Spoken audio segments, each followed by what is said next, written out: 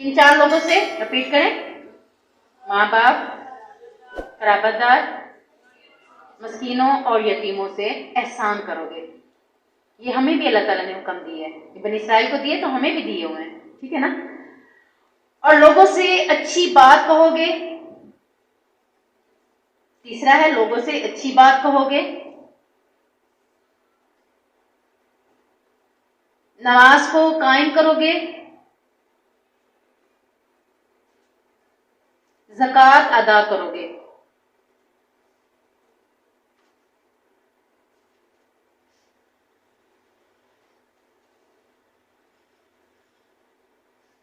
लेकिन मैंने ये थे कुछ अहद जिनका जिक्र किया मैंने, अब कुछ और भी आगे अभी मैं करवाती हूँ, लेकिन इसके साथ मैं बात बताती हूँ कि ये जितने भी अहद लिए थे बनी इसराइल अपने अहदों से फिर गए, इन्होंने अपने वादों को पूरा ना किया। एक और मकाम पर कुरान में आता है कि अल्लाह ताला ने उनसे अहद लिया था कि तुम अपने खून नहीं बहाओगे। ये अगला स्टेप आप दे दे, तुम अपने खून नहीं बहाओगे आपस में, यानी मुसलमान का खून नहीं बहाएगा।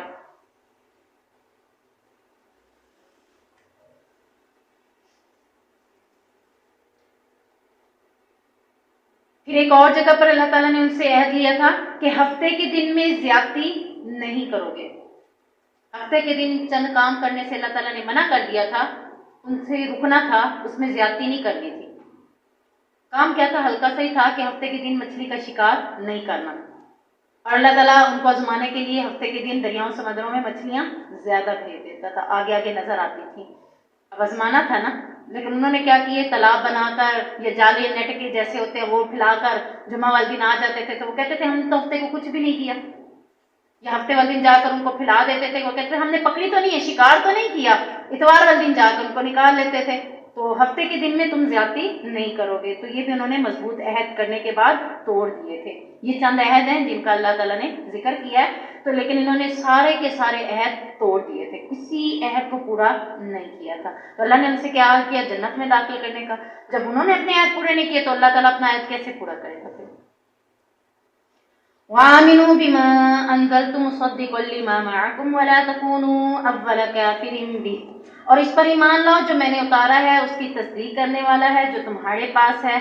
वला तश्तरू बिआयाती समनन क़लीला, और तुम अव्वल काफ़िरिन बिही, और तुम सबसे पहले उससे कुफ्र करने वाले ना बनो। वला तश्तरू बिआयाती समनन क़लीला, और मेरी आयात के बदले में थोड़ी कीमत मत लो। वइया फत्तकून, और सिर्फ मुझसे ही डरो। यानी थोड़ी अल्लाह ताला अब यहाँ पे मजीद उन्हें क्या कह रहा है कि सबसे मेन चीज कि तुम उस पर ईमान ले आओ जो मैंने उतारा है। क्या उतारा है अल्लाह ताला ने? कुरान पाक। ये तस्दीक करता है, किस चीज की तस्दीक करता है? तौरात की। और अगर अल्लाह ताला ने तौरात को नाजिल किया है तो तौरात तस्दीक करती है कुरान। तौरात में पहले से ही जिक्र था कि आखिरी नबी आएगा, उसके ऊपर कुरान पाक उतारा जाएगा। और कुरान में भी इस चीज का जिक्र है कि तौरात आई थी और उसमें कुरान पाक का जिक्र है। अल्लाह ने जो भी भेजा है उसमें पहले की तस्दीक कर दी गई है। तो यहाँ यही कहा जा रहा है कि इसकी तस्दीक करने वाला है। तौरात यानी अब ये बनी इसराइल को क्या मिली थी? तौरात। अल्लाह ताला उसी का जिक्र कर रहा है। तौरात में तस्दीक हो गई थी कि कुरान आएगा। ठीक, बात समझ आ गई अब आपको कि इस पर ईमान लाओ जो मैंने उतारा है, तस्दीक करने वाला है जो तुम्हारे पास। हमारे पास जो है इसकी भी तस्दीक तौरात कर रही है। कुरान को मानने से इनकार कर दिया था ना बनी इसराइल ने, लेकिन अल्लाह ताला क्या कह रहा है? ये तस्दीक करता है। और तुम सबसे पहले कुफ्र करने वाले ना बनो। इससे मुराद क्या है कि जब तुम इनकार करोगे, तुम्हें तो पता है कि किताब आनी है, कुरान आना है, नबी आना है, तुम्हें तो पता है, तुम तौरात में पढ़ चुके हो। तुम्हारे बाद जब तौरात वो असर हालत में नहीं रहेगी, उन लोगों को तो पता भी नहीं होगा कि तौरात में ऐसी चीजें थी। तुम सबको पता भी है और तुम इसका इनकार करते हो, तो सबसे पहले कुफ्र करने वाले इस बात के ऊपर तुम हो कि तौरात में तुमने पढ़ भी लिया कि एक नबी आएगा, उस पर कुरान नाजिल होगा, लेकिन सबसे पहले पढ़ने के बाद तुमने कुफ्र किया। तो ये है अव्वला काफिर, कि पहले काफिर ना बन जाओ, तुम पहले तुम झुटलाने वाले ना बन जाओ। यानी वही बात कि पहली गुनाह किसी ने किया आगे भी बढ़ता चला जाएगा, तो उन्होंने पहले कुफ्र किया तो आगे भी बढ़ता चला जाएगा, तो वो पहले काफिर थे। तो जिस तरह पहला कत्ल काबिल ने किया, इसी तरह पहला कुरान का अमल ना करना, कुरान को झुटलाना, कुरान की तस्दीक ना करना, इन बनी इसराइलों ने किया था। अब ये जो थोड़ी कीमत का मतलब है مطلب نہیں ہے کہ زیادہ قیمت ملے تو پھر بیچ دینا چاہیے. اللہ تعالیٰ نے یہ مقصد نہیں بتایا. تھوڑی قیمت سے مراد یہ ہے کہ دنیا کے پورے خزانے اللہ کی نظر میں کیا ہیں؟ تھوڑے ہیں. اللہ تعالیٰ کہتا ہے نا میرے پاس بے بہا نعمتیں ہیں، بے بہا خزانہ ہے. تم جو اپنی مرضی کا خزانہ لے جاؤ تب بھی اللہ کے خزانے میں کمی نہیں ہوگی. تو اللہ کے نزدیک یہ دنیا کی وقت آپ پیچھے پڑ چکے کیا ہے؟ مچھر کے پر کے برابر بھی نہیں ہے. ٹھیک ہے نا. تو اب یہ ساری دنیا بھی کوئی دے دے تو وہ بھی اللہ کے نزدیک تھوڑی قیمت ہے. تو لیکن اس کے بدلے میں ہم نے قرآن کو نہیں بیچنا. آپ صلی اللہ علیہ وسلم نے فرمایا جو شخص اس علم کو جس سے اللہ کی رضامندی حاصل ہوتی ہے اسی لیے سیکھے کہ اس سے دنیا کمائے گا تو وہ قیامت کے دن جنت کی خوشبو نہیں پائے گا. یعنی اس کی نیت یہ ہو کہ میں اس قرآن کو سیکھ کر عمل کرنے کی نیت نہ ہو. اس کی نیت یہ ہو میں بھی اس کو سیکھ کر آگے سکھاؤں گی اور پیسے لوں گی، یا میں امامت کروں گی تو پیسے لوں گی، یا میں یہ کروں گی تو پیسے لوں گی. تو یہ نیت نہیں بنانی. اس نیت کے مطابق اگر کوئی قرآن سیکھتا ہے اور اس کی اللہ کی رضامندی شامل نہیں ہوتی اس کی، یعنی وہ اس علم کو حاصل کر رہا ہے کس لیے لے رہا ہے علم کہ میں اس سے پیسہ کماؤں گا، اس سے لوگوں کو بتا کر اس سے قیمت حاصل کروں گا، تو اللہ تعالیٰ اس کے بارے میں کہہ رہے ہیں کہ قیامت کے دن وہ جنت کی خوشبو بھی نہیں پائے گا. اب ایک دوسری حدیث سنیں، اس کی متضاد ہے. سیدنا ابو سعید خدری بیان کرتے ہیں کہ انہوں نے ایک اجرت مقرر کی اور ایک شخص پر قرآن پڑھ کر دم کیا. یعنی اس کے اوپر پڑھ کر دم کرنے سے پہلے کیا مقرر کی؟ اجرت مقرر کی. آپ نے سورہ فاتحہ میں سنا ہے، جنہوں نے لیکچر سن لیا ہوگا تو انہیں پتا ہے کہ جسے سانپ نے ڈس لیا تھا، سانپ نے ڈسا تھا تو انہوں نے کہا تھا ہمارے سردار کو سانپ نے ڈس لیا، آ کر اس کا مرہم کریں. تو انہوں نے کہا پہلے بھی تم نے کھانے کو مانگا کچھ نہیں دیا تو پہلے ہمیں اجرت دو پھر ہم تمہارے سردار کا علاج کریں گے. سورہ فاتحہ پڑھ کر انہوں نے دم کیا تھا، وہ ٹھیک ہو گیا. تو عوض میں بکریاں ملی تھی جو لے گئے تھے. نبی کریم صلی اللہ علیہ وسلم نے کہا تھا تم بھی کھاؤ اور مجھے بھی اس میں حصہ دو. تو یہاں بھی یہ بات ہو رہی ہے کہ سانپ نے ڈس لیا تھا. پھر یہ قصہ نبی کے پاس آیا، آپ نے فرمایا جس چیز پر تم سب سے زیادہ اجرت لینے کے حقدار ہو وہ اللہ کی کتاب ہے. پہلے میں منع کیا جا رہا ہے، دوسرے میں کہا جا رہا ہے کہ تم جس پر زیادہ یعنی اجرت لینے کے حقدار ہو وہ اللہ کی کتاب ہے. نیت میں صرف فرق ہے. ٹھیک ہے نا. انہوں نے نیت نہیں بنائی تھی، اصل میں ان کو کھانے پینے کا کچھ بھی نہیں تھا ان کے پاس، اور وہ انہوں نے بستی والوں نے ان کی ہیلپ کرنے سے منع کر دیا. تو ان کے ذہن میں آیا کہ ہیلپ تو اس طرح نہیں کی، چلو اس طرح سے ہمیں کچھ مل جائے گا. تو انہوں نے اس نیت سے کیا تھا. انہوں نے کمانا نیت نہیں تھی، فقط ان کا اس وقت اپنا مسئلہ حل کرنا تھا کہ بھوکے تھے، پانی کھانا مانگا، رہائش کے لیے جگہ مانگی، کچھ نہ دیا تو اس کی عوض انہوں نے یہ بات کی تھی. اب یہاں دونوں قسم کی حدیث سے یہ پتہ چلتا ہے کہ قرآن مجید کی تعلیم دینے والے کی اجرت سے سختی سے منع فرمایا گیا. اس سے مراد ایسے لوگ ہیں جن کا پیشہ ہی قرآن کی تعلیم دے کر مانگنا ہو، جنہوں نے پیشہ بنا لیا کہ ہم آپ کو سکھائیں گے، آپ اتنے پیسے دیں گے ہمیں پھر ہم آپ کو قرآن سکھائیں گے.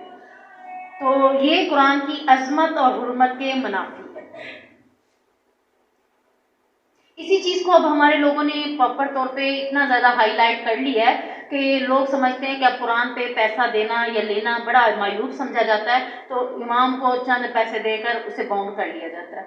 اب امام کو کہا جاتا ہے کوئی کام بھی نہیں کرو، تم نے 5 نمازیں یہاں پہ ٹائم پہ پڑھانی ہے، ادھر سے ادھر نہیں ہونا. اب وہ اگر دنیا کا کوئی کام کرنے گیا ہے بالفرض اسے لیٹ ہو جاتا ہے، پھر آپ اس کی کلاس لگتی ہے، ہم تمہیں کس چیز کے پیسے دے رہے ہیں؟ تو لہٰذا یہاں کی امامت پوری کرو، پھر بعد میں باقی مسائل دیکھو. اب اگر آپ نے اسے امامت پر رکھا ہے پھر آپ اس کی گزر بسر پوری طریقے سے اچھے طریقے سے دو تاکہ وہ ادھر ادھر نہ جائے. اب یہ بھی نہیں ہے، اس کی نیت نہیں ہے آپ سے مانگ رہا ہے، اب وہ کاروبار بھی کرنا چاہ رہا ہے اور آپ کے امامت بھی کرنا چاہ رہا ہے کیونکہ اس کی دلی خواہش ہے میں امامت کروں یا قرآن سکھاؤں یا قرآن پڑھاؤں. اب وہ یہ کام بھی کرنا چاہتا ہے، ساتھ میں اپنی گزر بسر کے لیے کاروبار کرنا چاہتا ہے، پھر اسے روکو نہیں. اگر آپ اسے اجرت نہیں دینا چاہ رہے، وہ اپنی خوشی سے پڑھانا چاہ رہا ہے تو پھر آپ اسے کاروبار کے لیے نہیں روکو تاکہ وہ اپنا مسائل کو دنیاوی مسائل کو حل کر لے. اگر تم اس کے دنیاوی مسائل کو روکتے ہو پھر تم اس کی پوری گزر بسر پوری کرو تاکہ وہ اپنے مسائل کے معاملے میں بھی پورا کرے. اب یہاں پہ فتوے دینے والے دیتے ہیں کہ اگر تمہیں کوئی ایک نماز فجر جماعت کے ساتھ پڑھاتا ہے تم اسے اس کے عوض 1,00,000 بھی دے دو تو کم ہے.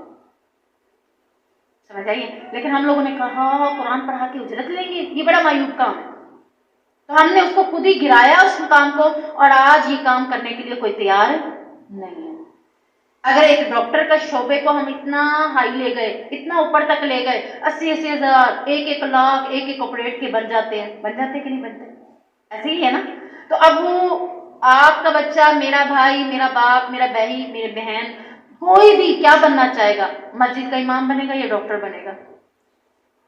کیا بنے گا؟ ڈاکٹر بنے گا، کیونکہ اسے پتا چل رہا ہے کہ میری دنیاوی ضرورتیں وہاں پہ پوری ہوں گی۔ وہ قرآن کا علم نہیں سیکھے گا، وہ ڈاکٹری کا علم سیکھ کر ڈاکٹر بنے گا۔ کیوں؟ کیونکہ اس نے بھی تو پیٹ کی معاملہ چلانا ہے۔ تو ہم نے اس کو خود ہی ہائی لائٹ کرنا تھا کہ یہ منع نہیں ہے۔ دوسری حدیث میں اللہ تعالیٰ کے نبی نے کہہ دیا ہے کہ تم جس پر اجرت لینے کے حقدار ہو تو قرآن کی کتاب یعنی خوشی سے دیا جائے۔ اب یہاں پر آپ کو دوسری بات میں سمجھاتی ہوں کہ ایک بندہ تمام یعنی قرآن مجید کا علم رکھتا ہے، اس کا فرض ہے کہ وہ اپنے کام کاج سے وقت نکال کر قرآن کا علم سکھائے، اور سکھا رہا ہے، ٹھیک ہے۔ اب وہ یہ عمل خالصتاً اللہ کے لیے کر رہا ہے کہ مجھے اس میں آخرت میں اجر مل جائے، اس پر وہ کسی طرح کی اجرت نہیں لیتا۔ لیکن اگر کوئی حکومت یا ادارہ یا کوئی کام ایسے کرنے والے، دین کے کام کرنے والے محسوس کرتے ہیں کہ قرآن مجید کی تعلیم کے لیے عمومی کوششیں جو لوگ کر رہے ہیں وہ ناکافی ہیں، اب اس سے بڑھ کے کام کرنا چاہیے، یعنی جگہ جگہ پر قرآن سکھایا جائے۔ اب جگہ جگہ پر اویلیبل نہیں ہوتے لوگ، ہر کوئی اپنی اپنی جگہ پر کوشش کر رہا ہے، ٹھیک ہے۔ اب ہر جگہ اویلیبل نہیں ہے، لیکن ہر جگہ اویلیبل کے لیے ادارہ محسوس کر رہا ہے یا حکومت محسوس کر رہی ہے کہ ہمیں ایک ایسا ادارہ بنانا چاہیے جس میں تمام معلومات کو رکھنا چاہیے، معلموں کو رکھنا چاہیے، پھر انہیں سے کام لیا جائے، پھر انہیں آگے بھیجا جائے، پھر ان کو اجرت اگر وہ ادارہ یا حکومت دیتی ہے تو یہ اجرت کے زیادہ حقدار ہے۔ یہ جو دوسری حدیث ہم نے پڑھی ہے نا کہ کتاب اللہ کی اجرت لینا یہ زیادہ مستحب ہے بنسبت دنیا کے کاموں کی طرف لگ گیا۔ اب اس کے پاس قرآن کا علم ہے، اب وہ اس کو نہیں دیتا، کیوں؟ کیونکہ اپنی پیٹ کی خاطر وہ پہلے کاروبار کرتا ہے، قرآن کا علم نہیں دیتا، تو پھر یہ بھی تو غلط ہو گیا۔ اب اگر وہ اپنے پیٹ کو چھوڑ کر قرآن کا علم دے رہا ہے تو ادارہ یا حکومت اس کو کوئی تنخواہ دیتی ہے، کوئی رقم دیتی ہے، کوئی پیمنٹ دیتی ہے، اس پر وہ اجرت لی جا سکتی ہے، ٹھیک ہے۔ یہ دونوں باتیں آپ کے ذہن میں ہوں، یعنی خود سے نیت کرنا میں قرآن سیکھوں گی اور سکھاؤں گی، اس پہ پیسہ کماؤں گی، یہ غلط ہے۔ میں قرآن تراویحوں میں پڑھاؤں گی اور تراویح میں پڑھانے کے بعد آخری دن مجھے اتنے پیسے بٹوریں گے، اتنے پیسے ملیں گے، یہ نیت غلط ہے۔ اس نیت سے تراویح نہیں پڑھانی آپ نے، یہ آپ سمجھ آ رہی ہے نا آپ کو؟ خود یہ نیت کرنا کہ میں تراویح پڑھاؤں گی یا میں قرآن پڑھوں گی یا میں قرآن لوگوں کو پڑھاؤں گی تو مجھے اتنی اجرت مل جائے گی، اتنا کچھ مل جائے گا، یا اعتکاف بیٹھتے ہیں لوگ تو یہ ذہن میں رکھتے ہیں اعتکاف کی رات کو اٹھیں گے بڑے گفٹ ملتے ہیں، ہوتا ہے نا ایسے لوگ دیتے ہیں، پیسے بھی دیتے ہیں، رشتہ دار پیسے آ کر دے رہے ہوتے ہیں، رشتہ دار چیزیں دے رہے ہوتے ہیں، گفٹ دے رہے ہوتے ہیں، پھول پہنا رہے ہوتے ہیں۔ مقصد نیت میں فرق آ گیا تو آپ کا عمل اللہ کے لیے نہیں، آپ نے قرآن مجید اللہ کے لیے پڑھانا شروع کیا ہے اور اس کے پیچھے آپ کو دنیا بھی مل جاتی ہے، پھر اس میں کوئی حرج نہیں، یعنی آپ کی نیت نہیں تھی، آپ کو ویسے ہی مل رہا ہے اللہ کی طرف سے، تو انشاءاللہ اس میں کوئی حرج نہیں ہے۔ وَلَا تَلْبِسُوا الْحَقَّ بِالْبَاطِلِ وَتَكْتُمُوا الْحَقَّ وَأَنْتُمْ تَعْلَمُونَ، اور حق کو باطل کے ساتھ نہ ملاؤ اور نہ حق کو چھپاؤ جبکہ تم جانتے ہو، یعنی یہ بھی بنی اسرائیل کو حکم ہے کہ حق کو باطل کے ساتھ نہ ملائیں، سچ اور جھوٹ اکٹھا نہ کریں، یعنی عام چھوٹی سی مثال سمجھنی ہے تو یوں سمجھ لیں، سچ اور جھوٹ نہ ملاؤ، ایک سچ ہے اور ایک جھوٹ ہے، اس کو دونوں کو ملا دیا، ایک اللہ کی طرف سے بات ہے، ایک اپنی طرف سے گھڑی ہوئی بات ہے، دونوں کو ملا دیا۔ اللہ تعالیٰ کہہ رہا ہے حق کو نہ چھپاؤ، جو اللہ کی بات ہے اس کو نہیں چھپانا اور اس کو واضح کرنا ہے۔ اب اس کے پیچھے دیکھتے ہیں، ایک حدیث ہے، آپ صرف سن لیں، لمبی حدیث ہے، صرف اس میں جو مین پوائنٹ ہو وہ آپ نوٹ کر لیجئے گا انشاءاللہ۔ ایک یہودی شخص رسول اللہ صلی اللہ علیہ وسلم کے سامنے گزرا، حالت اس شخص کی زنا کی پاداش میں کچھ اس طرح تھی کہ اسے راکھ اور کوئلے سے سیاہ کیا گیا تھا، یعنی اس نے کیا کیا تھا؟ زنا کیا تھا۔ جو لوگ درس قرآن سن رہے ہیں ماہانہ، اس میں آپ لوگوں نے زنا سنا تھا نا، زنا شادی شدہ زنا کرے، کنوارا زنا کرے تو ان کی سزائیں تھیں، لیکن اب یہاں پہ کیا کیا کہ وہ زنا کی پاداش میں کچھ اس طرح اس کا چہرہ لگا رہا تھا کہ اسے راکھ اور کوئلے سے سیاہ کیا گیا تھا اور وہ جسم پر کوڑے کھائے ہوئے تھا۔ یہ کیفیت دیکھ کر نبی کریم صلی اللہ علیہ وسلم نے یہودیوں کو اپنے پاس بلایا اور فرمایا، کیا تم اپنی کتاب میں زانی کی یعنی زنا کرنے والے کی یہی سزا پاتے ہو؟ کہ تمہاری تورات میں یہی اس زنا کی سزا یہی ہے کہ اس کا منہ سیاہ کر دیا جائے اور اس کے جسم پر کوڑے لگا دیے جائے، کیا یہی سزا ہے؟ تو یہودیوں نے کہا جی ہاں۔ آپ صلی اللہ علیہ وسلم نے علماء یہود میں سے ایک شخص کو بلایا، یہودیوں کے عالموں میں سے ایک شخص کو بلایا اور فرمایا، میں تجھے قسم دیتا ہوں اس اللہ کی جس نے موسیٰ علیہ السلام پر تورات نازل فرمائی، تم یہ بتاؤ کیا تمہاری کتاب میں زنا کی یہی حد ہے؟ अब आलिम से पूछा जा रहा है। आम लोगों ने क्या जवाब दिया, हमारी किताब में यही सजा है। अब आलिमों से पूछा जा रहा है, और आलिम से पूछने के लिए भी सबसे पहले क्या बताया, अल्लाह की कसम दी, उस अल्लाह की कसम जिसने मूसा पर तौरात नाजिल की। अब आलिम कहते हैं, यहूदी आलिम ने कहा नहीं, ये सजा नहीं है तौरात में, अगर आप मुझे अल्लाह की कसम ना देते तो मैं हक बात ना बताता, मैं भी यही कहता कि हाँ यही सजा है। आपने अल्लाह की कसम दी है तो मैं आपको बता रहा हूं कि नहीं, हमारी किताब में भी ऐसा नहीं है, हमारी किताब में भी जिना की हद जो है वो रजम, संसार कर देना, आधा जमीन में धंसा कर उसके ऊपर पत्थर बरसाने हैं, और इसको रजम कहा जाता है, संसार भी कहा जाता है। यानी गड्ढा खोदेंगे, गड्ढे के अंदर आधा दफन करेंगे, आधा दबा देंगे, और फिर उसके ऊपर कोड़े मारे जाएंगे, और जिससे उसकी शहादत हो जाएगी। यानी अगर वो अपनी नीयत में सच्चा है तो उसको शहादत की मौत मिलेगी, अगर उसको जबरदस्ती ये सजा दी जा रही है तो शहादत की मौत मिलेगी। लेकिन जब हमारे शुरफा में जिना बहुत ज़्यादा फैल गया तो यही तय हुआ कि जब हमारे शुरफा और मुअज़्ज़िज़ीन जुर्म जिना में पकड़े जाते तो हम उन्हें छोड़ देते। यानी उन्होंने अपनी पॉलिसियाँ बता रहे कि हमने इस जिना की वजह जो सज़ा छोड़ी है तो उसकी वजह क्या थी। पहली वजह क्या थी कि हमारे शुरफा लोग, अमीर लोग इस जिना की बीमारी में बहुत ज़्यादा मुब्तला हो गए थे, तो हमने ये फैसला किया कि अमीरों को छोड़ दिया जाएगा और गरीबों को पकड़कर उन पर हद जारी की जाएगी।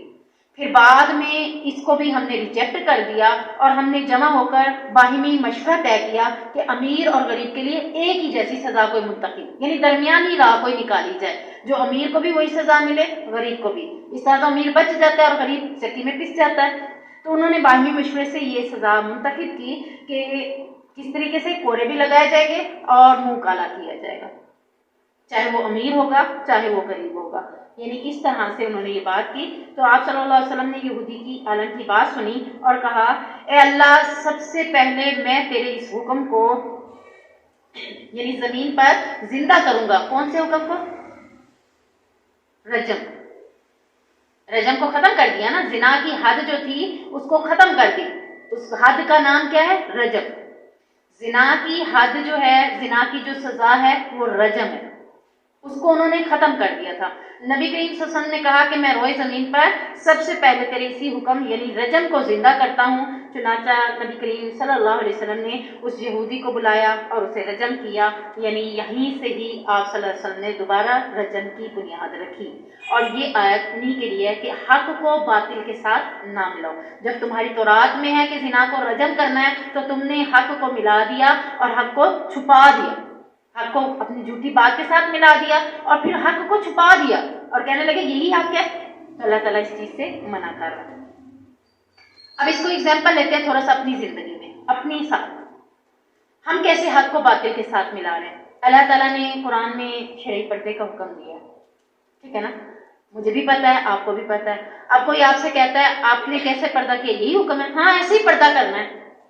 आपने क्या किया? हक को छुपा दिया, हक को बातिल के साथ मिला दिया। हाँ, अगर आप कहते हैं पर्दा तो है, कजनों से भी पर्दा है, हर उस बंदे से पर्दा है जिससे मेरी शादी हो सकती है, मुख्तसर यही बात हो गई। हर उस बंदे से औरत का पर्दा होता है जिससे उसकी शादी हो सकती है, ठीक है, वो उसका न महरम है। अब मैं उससे पर्दा नहीं करती और कोई मुझसे पूछता है आपने पर्दा किया हुआ? हाँ जी पर्दा किया है। मुसलमान होने के लिए आपका यही पर्दा है, आप कह देती हाँ यही पर्दा है। आपने क्या किया? हक को छुपा दिया। तो अल्लाह ताला इस चीज से मना कर रहा है। आप अमल नहीं भी करते लेकिन हक को नहीं छुपा सकते। हक जब आपको पता है तो आप उसे वाजिया करेंगे। जैसे यहूदी आलम ने बाद में कसम देने पर हक को वाजिया कर दिया। ये ना हो कि हमें भी कोई कसम दे फिर हम हक को वाजिया करें। हम हक को वाजिया कर दें, चाहे हम उस पर अमल करें या ना करें, साथ में कहें अल्लाह मुझे भी इस पर अमल करने की तौफीक दे। इंशाअल्लाह अल्लाह तौफीक दे देगा। किसको? हिजाब पापी।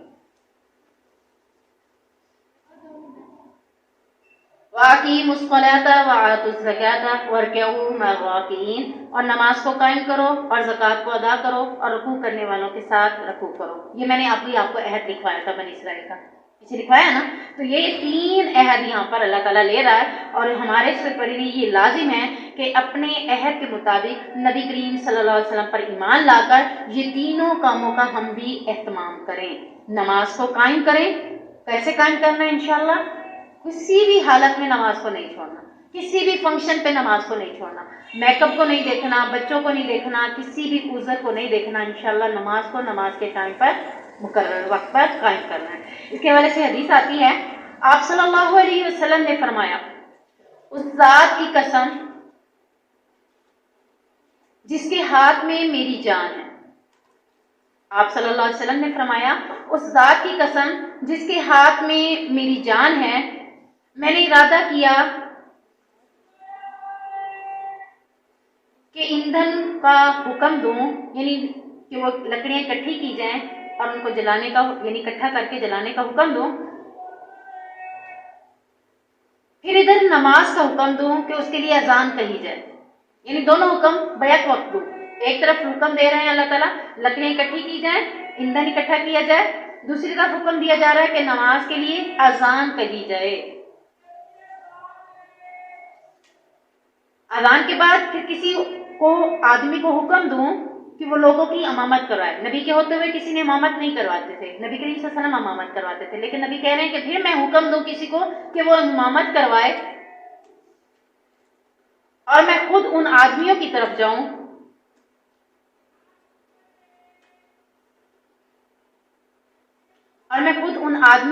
جاؤں جو نماز میں حاضر نہیں ہوتے، نماز پڑھنے نہیں آتے، دوسرے لفظوں میں یہی کہیں گے جو نماز پڑھنے نہیں آتے، ان سمیت ان کے گھروں کو جلا دوں۔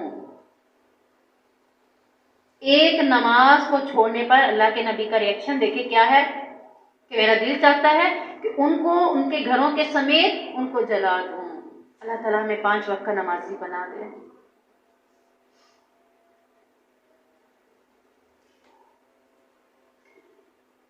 اب نماز بھی ادا ہو گئی، زکوٰۃ بھی ادا ہو گئی، رکوع کرنے والوں کے ساتھ، رکوع سے مراد کیا ہے؟ جماعت کے ساتھ نماز ادا کرنا، جہاں بھی ممکن ہو جائے، جیسے بھی میسر ہو، جماعت کے ساتھ نماز کو ادا کروں۔ جب نہیں جماعت میسر ہوتی پھر اکیلے بھی پڑھی جا سکتی ہے، یہ نہیں ہے کہ پھر چھوڑ دی جائے۔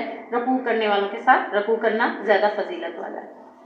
ایک اور حدیث میں آتا ہے، آپ صلی اللہ علیہ وسلم نے فرمایا، مجھے حکم دیا گیا کہ میں، عبداللہ بن عمر کہتے ہیں، مجھے حکم دیا گیا کہ میں لوگوں سے اس وقت تک لڑوں جب تک کہ وہ اس بات کی گواہی نہ دے دیں کہ اللہ کے سوا کوئی معبود نہیں اور محمد صلی اللہ علیہ وسلم اللہ کے رسول ہیں، نماز کو قائم کریں اور زکوٰۃ کو ادا کریں۔ یہ 3 کام بڑی فضیلت والے ہیں، اللہ اور اس کے رسول کی گواہی دینا، نماز کو قائم کرنا اور زکوٰۃ کو ادا کرنا، یعنی میں اس وقت تک ان لوگوں سے نہ لڑوں جب تک وہ یہ 3 کام کر رہے ہیں۔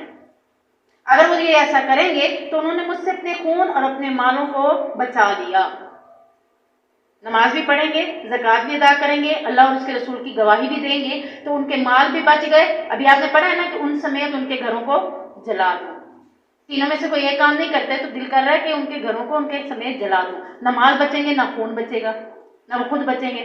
اب جب انہوں نے یہ 3 کام کر لیے تو انہوں نے اپنا مال اور اپنا خون مجھ سے بچا لیا، سوائے اسلام کے حق کے۔ اسلام کے حقوق تو اپنی جگہ ہے نا، میرے ذمہ جو کام ہے وہ یہ 3 ہیں۔ اب اسلام کے حقوق جو ہیں ان کا حساب کون لے گا؟ اللہ تبارک و تعالیٰ۔ أَتَأْمُرُونَ النَّاسَ بِالْبِرِّ وَتَنْسَوْنَ أَنفُسَكُمْ وَأَنْتُمْ تَتْلُونَ الْكِتَابَ أَفَلَا تَعْقِلُونَ؟ کیا تم لوگوں کو نیکی کا حکم دیتے ہو اور اپنے آپ کو بھول جاتے ہو حالانکہ تم خود کتاب پڑھتے ہو، اور تو کیا تم نہیں سمجھتے؟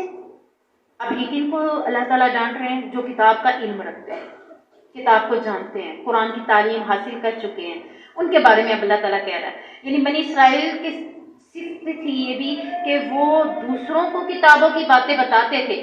جیسے مثال کے طور پر سمجھ لیں میں اس وقت بیٹھی ہوں، میں آپ کو تو کہہ رہی ہوں نماز پڑھیں لیکن خود نہیں پڑھ رہی، اپنے آپ کو بھول جاتی ہوں۔ آپ کو کہتی ہوں پردہ کریں، خود نہیں کر رہی۔ آپ کو کہتی ہوں گانے نہیں سنے، خود سن رہی ہوں۔ یعنی میں دوسروں کو حکم دے رہی ہوں اور اپنے آپ کو بھول جاتی ہوں۔ تو اللہ تعالیٰ نے ان کو سختی سے ڈانٹا کہ تم اپنے آپ کو کیوں بھول رہے ہو۔ یہ نہیں کہ دعوت دینا ہی چھوڑ دینی ہے۔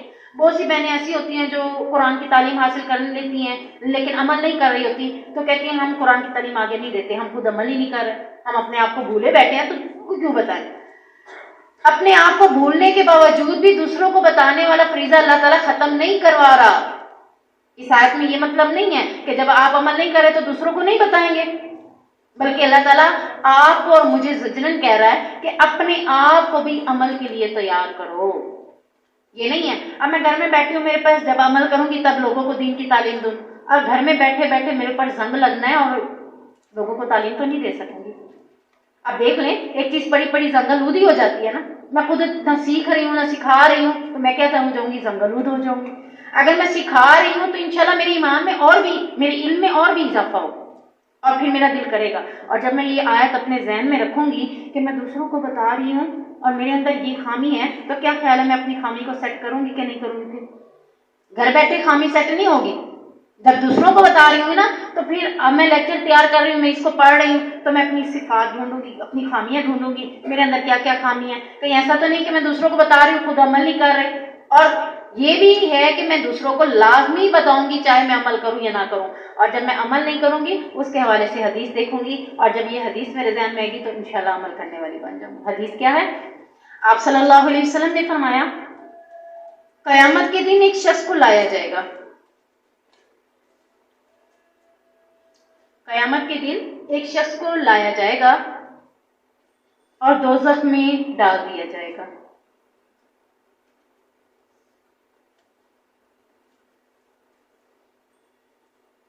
قیامت کے دن ایک شخص کو لایا جائے گا اور دوزخ میں ڈال دیا جائے گا، اس کی انتڑیاں آگ میں نکل پڑیں گی۔ آپ نے بکری، بھینس کچھ بھی ذبح ہوتے ہوئے دیکھی ہوگی نا عید پر، اس کی انتڑیاں نکلتی ہوئی دیکھتی ہیں، جب پیٹ کو چاک کرتے ہیں انتڑیاں ایسے کر کے باہر نکلتی ہیں۔ تو یعنی جیسے اسے آگ میں جہنم میں ڈالا جائے گا تو اس کی انتڑیاں فوراً نکل کر آگ میں نکل پڑیں گی، اور وہ اس کے گرد اس طرح گھومے گا، اپنی انتڑیوں کے گرد، کٹے گی تو نہیں نا انتڑیاں، جسم کا حصہ ہی ہے، اب وہ جسم کا حصہ ہونے کی وجہ سے وہ اپنی انتڑیوں کے گرد اس طرح گھومے گا جس طرح گدھا چکی کے گرد گھومتا ہے۔ آج تو نہیں گھومتے ہوئے دیکھا نا، پہلے لوگوں میں چکی پیستے تھے، دانے پیستے تھے تو گدھوں سے بھی کام لیتے تھے، کنویں میں سے پانی نکالتے تھے تب بھی گدھا کنویں کے گرد گھومتا تھا تو رسی اوپر آ جاتی تھی اور وہ پانی نکال لیتے تھے۔ تو مثال لے لیں کہ آپ کسی چیز کے ارد گرد جیسے گھومتے ہیں، دوزخی اس کے گرد جمع ہو جائیں گے، یعنی تمام دوزخی اس کے گرد جمع ہو جائیں گے،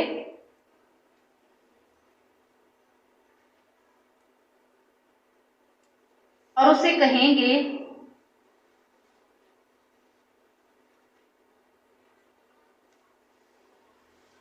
اے فلاں تمہارا کیا حال ہے؟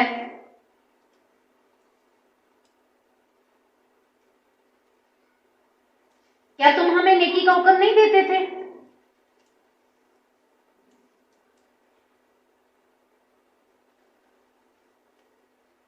کیا تم ہمیں نیکی کا حکم نہیں دیتے تھے اور بری بات سے نہیں روکتے تھے؟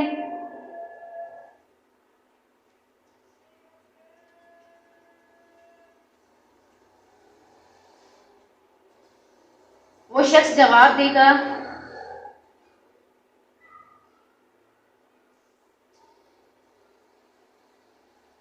دراصل میں تمہیں نیک کام کا حکم تو دیتا تھا،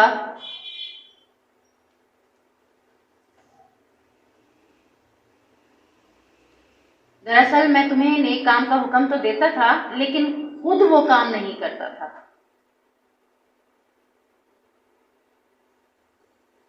میں تم کو بری بات سے منع کرتا تھا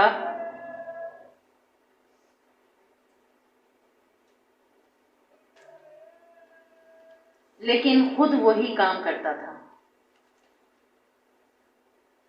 اب دیکھیں عذاب کیا ہے، بتائیں عذاب کیا ہے؟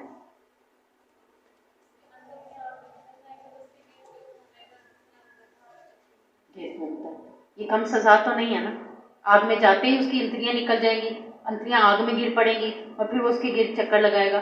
جب ایک انسان کو اس عذاب کا پتہ ہوگا وہ اس عذاب سے بچنے کی کوشش کرے گا نا انشاءاللہ، تو وہ خود پہلے عمل کرے گا۔ تو ہمیشہ یہ دیکھا کریں کہ آپ کی بات میں اثر تب ہوگا جب آپ اس بات کے اوپر عمل کر کے تب اس کو لوگوں کو بتا رہی ہوں۔ پچھلے دنوں مجھے ایک عورت ملی تو کہتی ہیں ایسے ایسے پھر تو بندہ کہیں بھی نہ جائے، یعنی ایسے بات ہو رہی تھی کچھ فنکشنز کی، تو کہتے پھر تو بندہ کہیں بھی نہ جائے ایسے سوچتے ہوئے۔ تو میں نے کہا کہ اگر آپ چاہتے ہیں کہ لوگوں کے دلوں میں آپ کی بات کا اثر ہو تو خود کو قربانی دینی پڑے گی، اور اپنے آپ کو اس عذاب سے بچانا چاہتی ہیں تو پھر بھی آپ کو یہ کرنا پڑے گا۔ سمجھ آئی ہے نا کہ آپ لوگوں کو بات بھی بتا رہی ہوں دین کی، لیکن لوگوں میں اثر بھی نہ ہو رہا. لوگ کہیں پتہ نہیں ہم نے ادھر سے سنی ادھر سے نکال دی، ہمیں تو سمجھ ہی نہیں ہے. بعض لوگ کہتے ہیں کہ باپ کی بات بڑی اچھی لگتی ہے. کیوں اچھی لگتی ہے کسی لوگوں کی بات؟ کچھ عالموں کی بات، کچھ لوگوں کے درس بہت اچھے لگتے ہیں. جیسے قاری سید میر محمدی ہیں ماشاءاللہ، نیٹ پہ بڑے لوگ اس کے شدائی ہیں. کیوں ہیں؟ کبھی دیکھا انہوں نے؟ آنکھ اٹھا کر بھی نہیں دیکھا. ہم انہیں دیکھ رہے ہوتے ہیں سوشل میڈیا پہ، وہ نہیں دیکھ رہے. وہ ویسے بھی اگر ویسے عام ٹیم میں بھی دیکھا جائے نظر نیچے رکھتے ہیں. ان کی کچھ ایسی صفات ہیں جس کی وجہ سے ان کی بات میں اثر ہے. وہ خود ایسے ماشاءاللہ دین کے عالم ہیں، سمجھ رکھنے والے، عمل کرنے والے، کہ ان کی بات جو بھی منہ سے نکلتی ہے لوگوں کے دلوں پہ اثر کر جاتی ہے. تو بات یہی ہے کہ انشاءاللہ العزیز سب سے پہلے ہم عمل کریں گے تو تبھی ہماری بات کو لوگ توجہ سے سنیں گے. ہم اس بات پہ عمل نہیں کریں گے تو لوگ ہماری بات کو توجہ سے نہیں سنیں گے. وَاسْتَعِينُوا بِالصَّبْرِ وَالصَّلَاةِ وَإِنَّهَا لَكَبِيرَةٌ إِلَّا عَلَى الْخَاشِعِينَ. اور صبر اور نماز کے ساتھ مدد طلب کرو، بلا شبہ یقیناً بہت بڑی ہے مگر عاجزی کرنے والوں کے لیے. کسی مصیبت میں، کسی تنگی میں، کسی بھی ایسے معاملے میں جب آپ کی برداشت حد سے ہم سے برداشت نہیں ہو رہا، کہہ دیتے ہیں نا ہم سے یہ تکلیف برداشت نہیں ہو رہی، ہماری ماں چلی گئی، ہم کیسے برداشت کریں، لوگ کہہ رہے ہیں صبر کریں. اللہ تبارک و تعالیٰ کہہ رہا ہے کبھی بھی کسی بھی تکلیف میں جب برداشت نہیں ہو رہا تو برداشت کرنے کے لیے کیا کرنا ہے؟ دو چیزوں کا سہارا لوگے تو برداشت کی ہمت خود بخود پیدا ہو جائے گی. نمبر 1 صبر اور نمبر 2 نماز. صبر کرو اور نماز سے مدد طلب کرو، یعنی اٹھ کے 2 رکعتیں پڑھ لو، اسی میں اللہ سے صبر کی دعا بھی کر لو تو انشاءاللہ العزیز آپ کو صبر بھی آ جائے گا اور آپ کو مدد بھی مل جائے گی. اور یہ بہت بڑی چیزیں ہیں دونوں. کن کے لیے؟ عاجزی کرنے والوں کے لیے، اللہ کے سامنے جھکنے والوں کے لیے. سیدنا عبداللہ بن عباس کہتے ہیں کہ میں کسی راستے میں تھا کہ راستے میں مجھے خبر ملی کہ آپ کے گھر میں کوئی فوت ہو گیا، تو میں نے کیا کیا؟ یہ سن کر 2 نفل ادا کیے اور اللہ سے دعا کی اور اس آیت کے مطابق وَاسْتَعِينُوا بِالصَّبْرِ وَالصَّلَاةِ کہ لوگوں جب بھی تمہیں مدد حاصل کرنی ہے تو صبر اور نماز سے مدد طلب کرو. تو یہ انشاءاللہ العزیز کبھی بھی کسی بھی موقع پر آپ کو مشکل ہے، تکلیف ہے، فون اٹھا کے امی کو، بہن کو، کسی رشتہ دار کو نہیں بتانا. سب سے پہلے کس سے کانٹیکٹ کرنا ہے؟ اللہ تبارک و تعالیٰ. گھر میں فوتگی ہو گئی ہے، لوگ نماز نفل تو نفل، فرض نماز ہی نہیں پڑھتے. بہنیں بیٹھی ہیں، صبح سے میت پڑی ہے، شام ہو گئی، مغرب کے وقت ہو گیا، عشاء کے وقت ہو گیا ہے، 4 نمازیں آئیں، 5 آئیں، 3 آئیں، وہ بہن ہے، وہ بیٹی ہے، وہ کوئی بھی قریبی رشتہ دار ہے بیٹھا اس کے ساتھ لگ کے رو رہا ہے، اتنا غم ہے، اتنا رو رہا ہے، اپنی نمازوں کی بھی اسے فکر نہیں ہے. اور جبکہ یہاں کیا کر رہے ہیں سیدنا عبداللہ بن عباس، میں راستے میں تھا، مجھے اپنے گھر کی فوتگی کا پتہ چلا، میں نے 2 نفل پڑھ لیے. فرض نماز تو پڑھیں گے ہی پڑھیں گے، نفل کا اہتمام کریں گے اٹھ کے.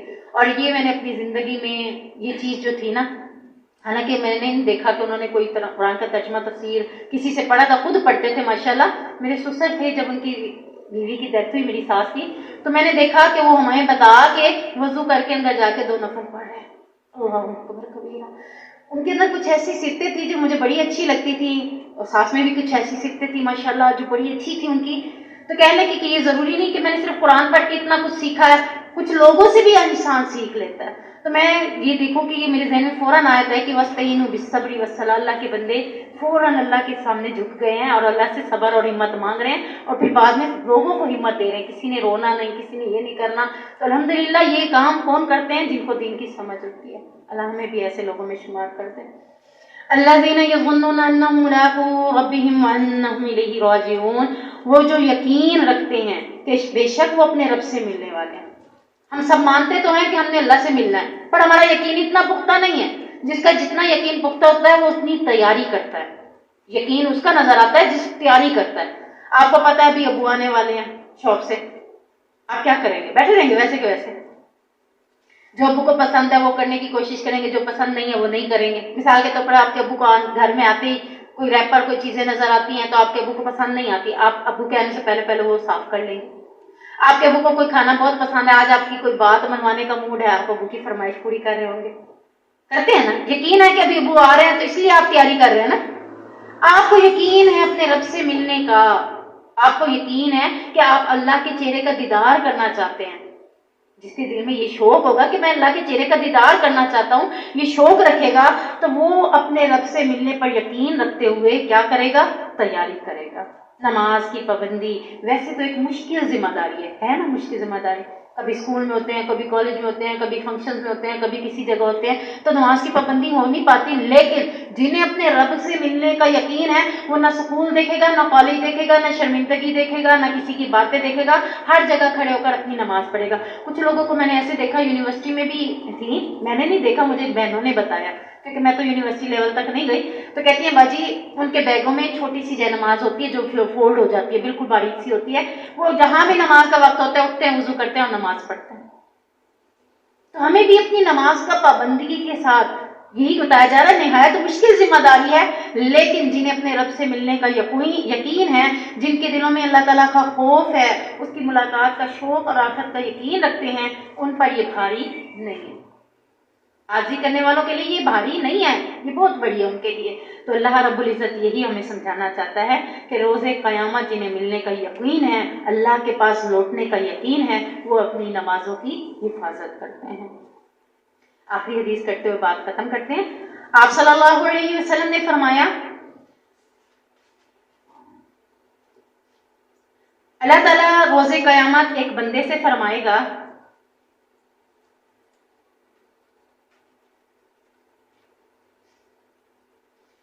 اے فلاں کیا میں نے تجھے عزت نہیں بخشی تھی؟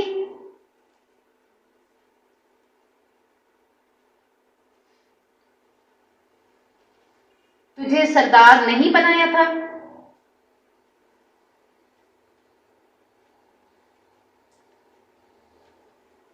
تجھے بیوی نہیں دی تھی؟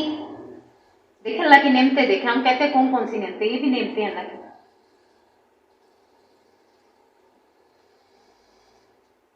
کیا میں نے گھوڑے اور اونٹ تیرے لیے مسخر نہیں کیے تھے؟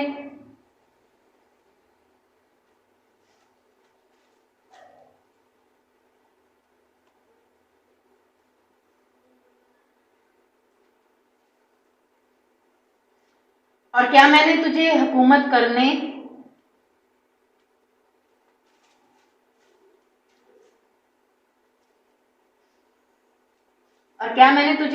کرنے اور چوتھا حصہ بطور ٹیکس وصول کرنے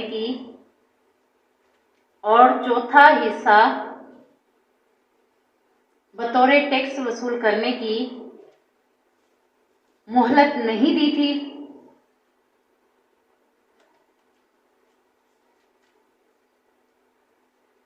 بندہ عرض کرے گا کیوں نہیں؟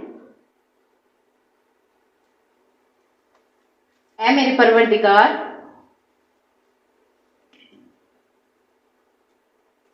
تب اللہ تعالیٰ فرمائے گا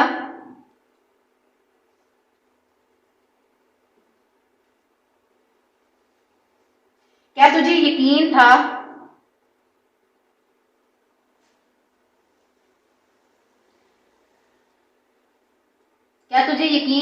کہ ایک دن تو میری ملاقات کے لیے آئے گا؟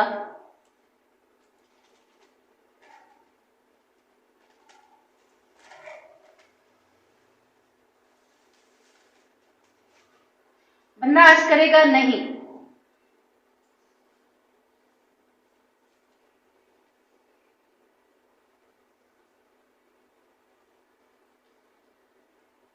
تو اللہ تعالیٰ فرمائے گا آج میں تجھے بھلا رہا ہوں، بھولنے والا بھلا رہا ہوں۔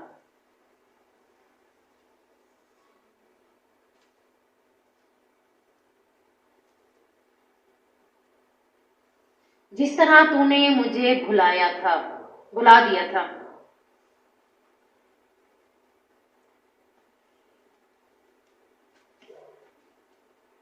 سمجھ لگی اس بات کی کہ اسے اپنے رب کے پاس جانے کا یقین نہیں تھا، اس کو یقین ہی نہیں تھا۔ جب اس سے پوچھا کہ تو دوبارہ لوٹ آنے پہ یقین رکھتا، وہ کہتا نہیں۔ تو اللہ تعالیٰ کہتا ہے جب تو نے دنیا میں مجھے ہی بلائے رکھا، تو نے میرے بارے میں جانا ہی نہیں کہ اللہ کون ہے، اللہ کے پاس جانا بھی ہے کہ نہیں جانا، تو جیسے تو دنیا میں بھول گیا تھا، آج تجھے اللہ تعالیٰ جہنم میں ڈالنے کے بعد بھول جائے گا۔ ہمارے